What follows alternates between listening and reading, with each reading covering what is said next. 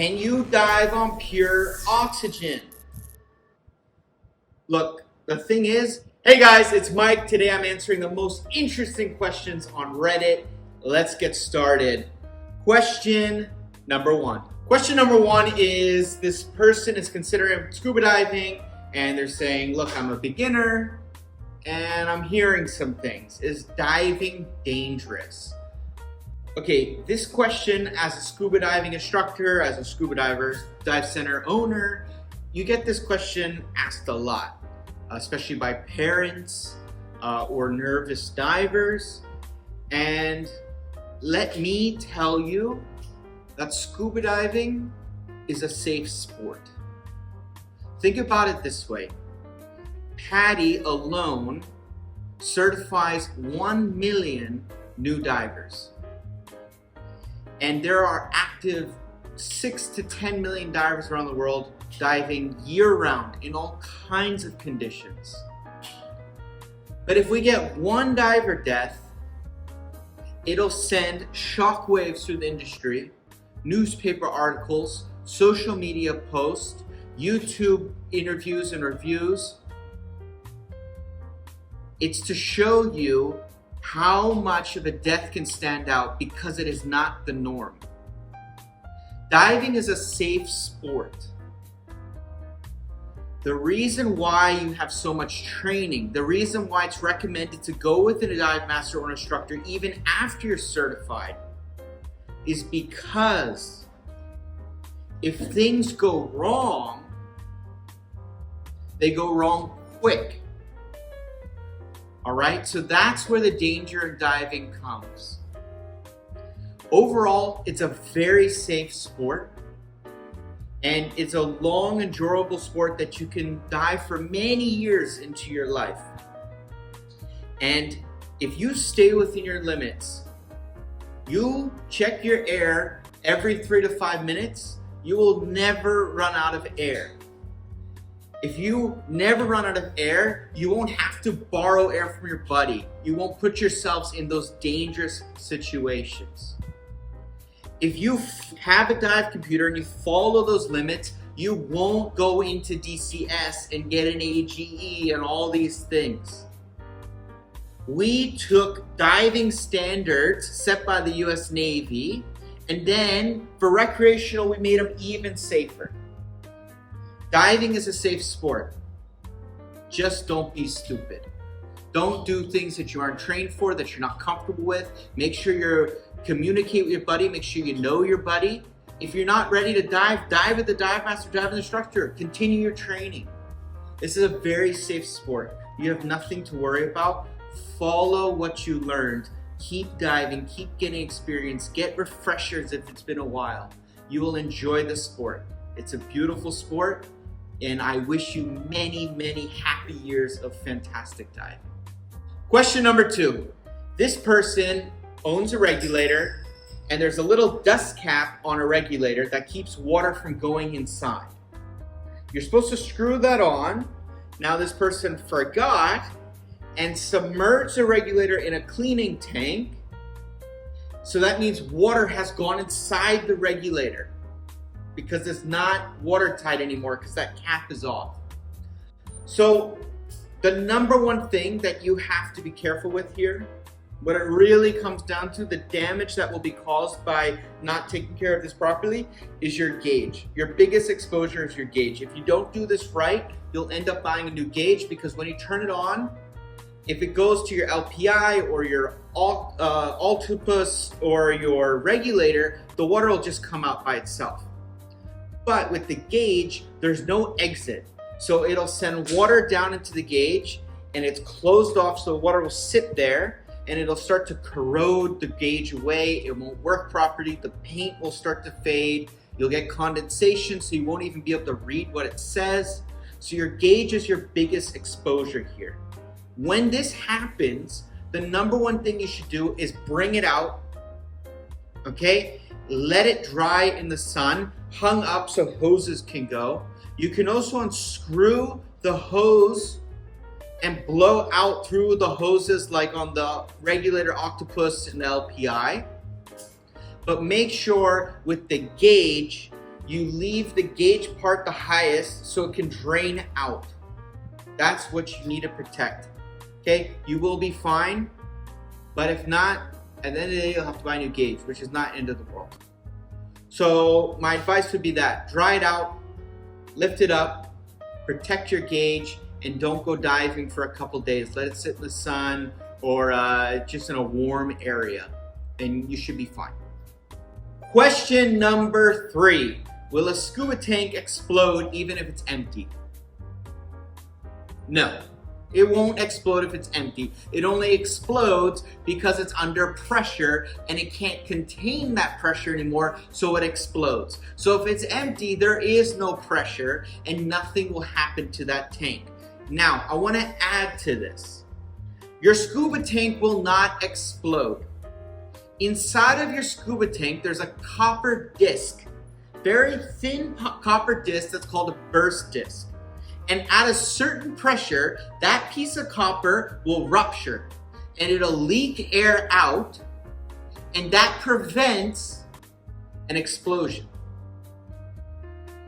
All right? So your scuba tank will not explode.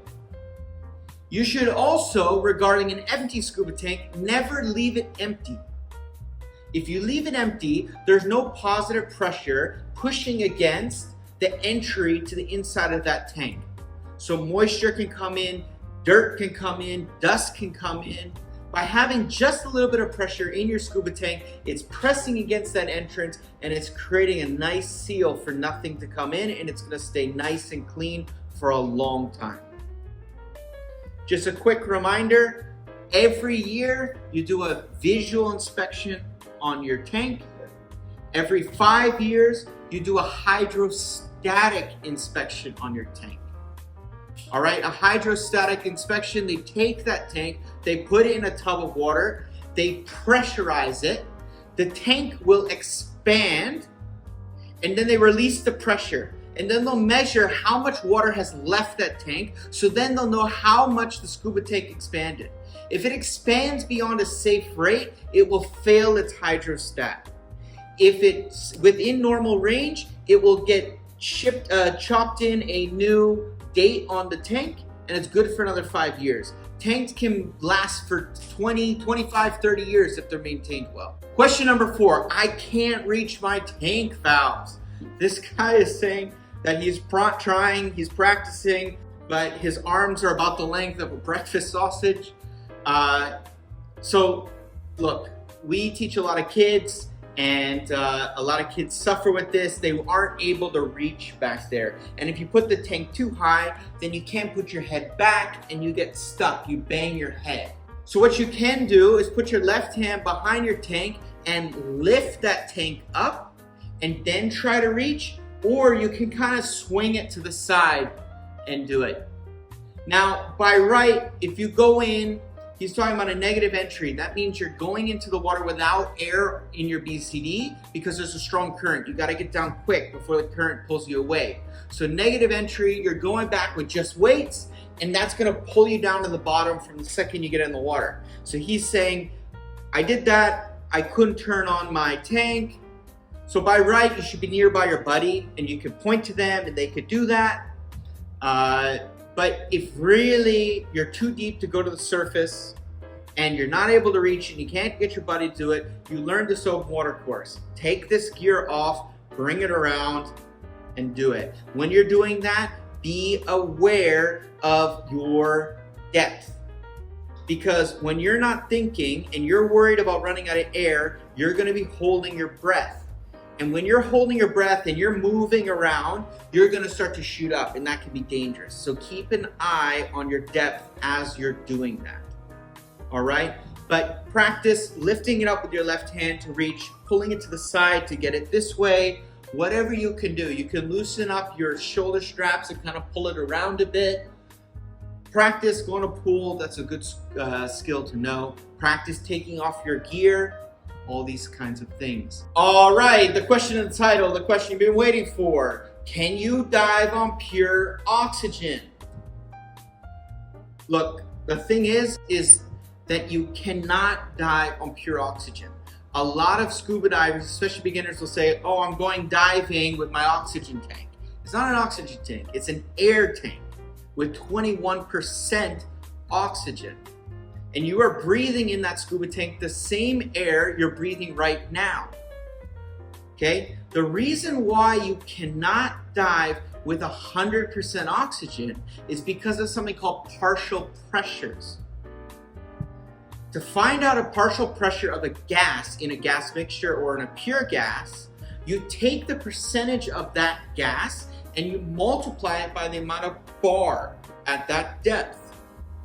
The safe partial pressure for oxygen is up to 1.4, so 140%. So for example, 21% oxygen in air is safe at 60 meters. That's 70 bar. You aren't going to be diving to 60 meters on air anyways, and it's beyond your recreational license anyways. Okay, so you're safe. Okay, the reason why you have nitrox is because there's a higher percentage of oxygen in the air and you can stay down longer because there's less nitrogen in that mix and you're absorbing less. This all has to do with partial pressures, how your body is adjusting to all those different things. Okay, what they're saying here is a follow-up. He's saying, I'm a free diver, and after deep dives, we do a decompression. So we'll go down and breathe 100% oxygen. So one, at the surface, 100% oxygen cleans out the blood, that's good. They go down to 5 meters, although it's risky and dangerous in my opinion, because with current and tides and depths and all kinds of things, you're gonna change your depth and it's risky, okay? But they're going down and they're breathing 100% oxygen at depth, because that's what you would do in a chamber. When you go in a chamber, they pressurize that chamber to about 10 meters and you breathe 100% oxygen in intervals to flush it out under pressure. So that's what they're doing while freediving. You definitely can't do it at 100 meters. You couldn't do it at 20, 30 meters. This is really dangerous. They're doing it at 5, 10 meters. That's fine. But you should be following a decompression table that is used by decompression chambers and someone that's been trained in this. This is not something you mess around with. And you need to follow those times to a T. Okay, you need to make sure that you're maintaining that depth and not bouncing up and down. Okay, this is really key. Don't mess around with this. Okay guys, that is this week's questions. We will see you next week for another amazing video. Thanks, subscribe, see ya.